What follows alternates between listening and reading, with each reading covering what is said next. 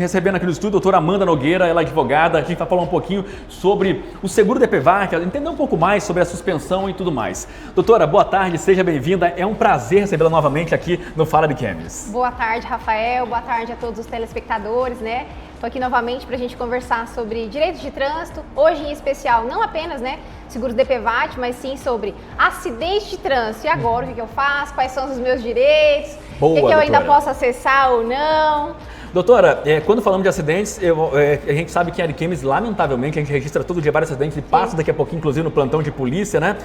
As pessoas já pensam no seguro DPVAT, não é verdade? Sim. E como é que está essa situação do seguro? Ele está suspenso, né? Tem pessoas que não sabiam, até perguntaram para a gente sobre isso. Já que ele está suspenso, o que eu faço? Né, a partir de agora, eu não tenho mais seguro DPVAT, estou desamparado? Calma lá, vamos explicar primeiro por que não tem, né? Bom, o seguro DPVAT é um velho amigo, né? Desde 1974 está aí socorrendo as pessoas que foram vítimas de acidentes, acidentes de trânsito e, independente da culpa, acessavam esse seguro, né? Um resguardo ali para aquilo que necessitavam. Porém, desde 2021, o seguro DPVAT não é mais pago. Ele era pago ali junto com o licenciamento obrigatório.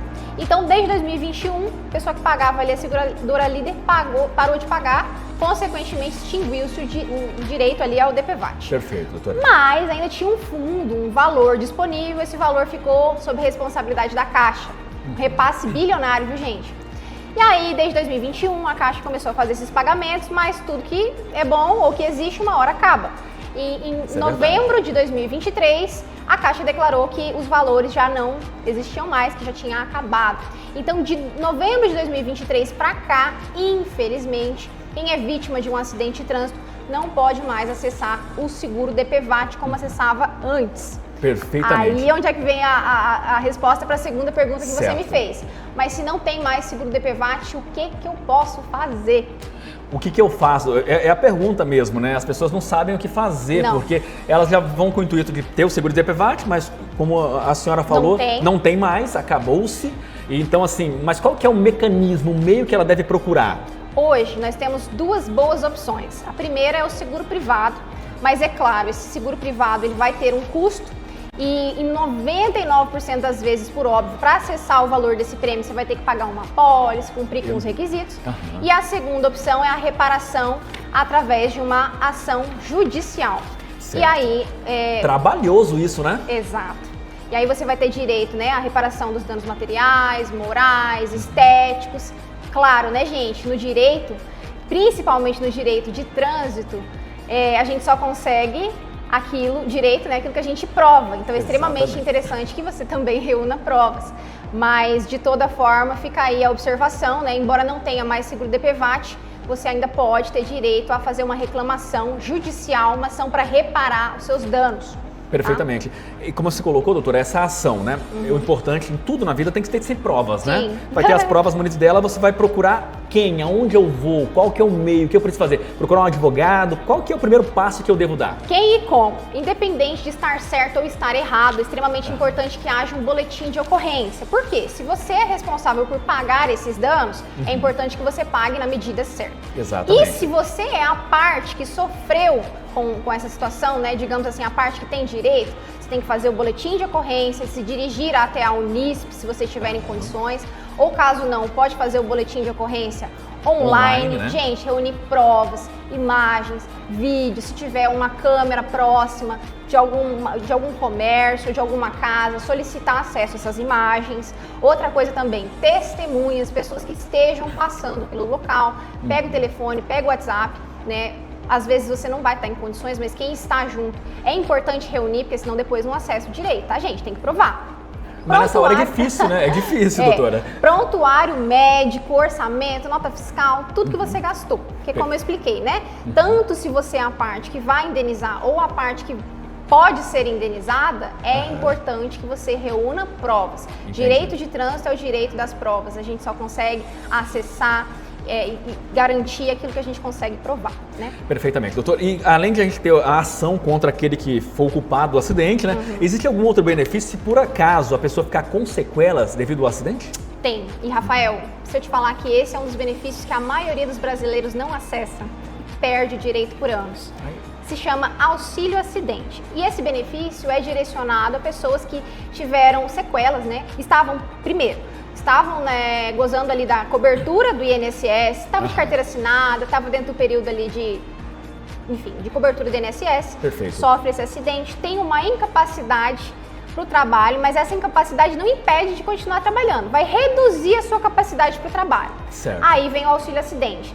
Ele é um benefício de natureza indenizatória, você consegue continuar trabalhando e recebendo, e ele nunca vai ser inferior a 50% de um salário mínimo. Tem gente que tem direito e não sabe. Vamos supor, você sofreu um acidente de moto, colocou um pino na perna, consequentemente reduziu a sua mobilidade. Tem direito ao auxílio acidente, doutora? Eu acredito que sim. Falando em pino, eu tenho um pino aqui, então eu tô gostando desse assunto, doutora. Exato. Porém, é claro, né? É extremamente importante ter o auxílio aí de um especialista, um previdenciarista, um advogado especialista em trânsito, para avaliar bem o seu caso. E fica aí a observação, seguro DPVAT não existe mais, a cobertura paga ou pela seguradora líder ou pela Caixa não existe mais. Agora nós somos, né, o condutor, o cidadão é o titular dos próprios direitos. É extremamente importante estar atento, reunir provas e buscar um profissional especialista se isso acontecer. Isso é importante, doutora. Olha, a doutora Amanda está com a gente aqui trazendo orientações importantes para você de casa, então você anotou, é o formato agora que funciona e como a gente colocou, ela falou que tem o benefício se você acaso tem sequelas, às vezes você está aí, como ela falou, poucas pessoas acessam esse benefício. Auxílio acidente. Auxílio acidente, né, doutora? Isso. Então você que está aí agora tem pode esse direito. Pode ter direito. Acidentou, sente que não consegue mais fazer o que você fazia anteriormente. Tem uma incapacidade, né, elaborativa, uma redução da capacidade para o trabalho. É claro, exatamente. Tá, Rafael? Cada caso é um caso, a gente não pode fazer juízo de valor antes de analisar a situação. Com certeza, mas doutora. É interessante conscientizar as pessoas sobre esse direito que muitas vezes passa batido. Verdade, doutora. Como a gente falou, o seguro obrigatório acabou, né? Mas para a gente ter acesso a esses seguros, né? Esse benefício que é o auxílio acidente, né? O que eu devo fazer? Eu tenho que contribuir de alguma maneira para poder depois requerer isso ou não? Com certeza. Você tem que estar ali ou com a carteira assinada, ou tem que dar dentro do espaço ali de carência que o INSS eu preciso estar naquele momento do acidente com carteira assinada? Tem que estar contribuindo. Tem que estar contribuindo naquele momento do para o INSS. acidente, isso? Não necessariamente com a carteira assinada, porque às vezes a pessoa está contribuindo de forma individual. É que os benefícios do INSS e as formas de contribuições, elas são um pouco complexas. O que eu gostaria de trazer principalmente para as pessoas é, se você passou por uma situação assim, você pode ter direito. Agora, a análise individualizada, cada caso é um caso. Depois você vai passar por toda a análise, fazer o que for necessário, reunir documentação, que é bem burocrático, né? E claro, tendo auxílio do profissional, como falou, doutora, o profissional fala assim, ó, isso aqui você não vai conseguir, já dá orientação, né, de fato, né? E a maioria das pessoas nem acessa, né, Rafael? E às vezes faz uma diferença danada na vida da pessoa e ela tá ali, tem aquele direito e não sabe. Eu sofri um acidente no ano passado, hoje em dia carregar peso eu já não consigo com tanta facilidade como, mas minha profissão não há necessidade de carregar peso, ainda bem, né? Mas se eu fosse um trabalhar braçal, eu teria dificuldade. Aí teria uma redução da capacidade laborativa. Poderia ser que eu teria direito, poderia ser. Poderia. Então, tá vendo? Vou arrumar um emprego de braçal agora. Brincadeira, pessoal.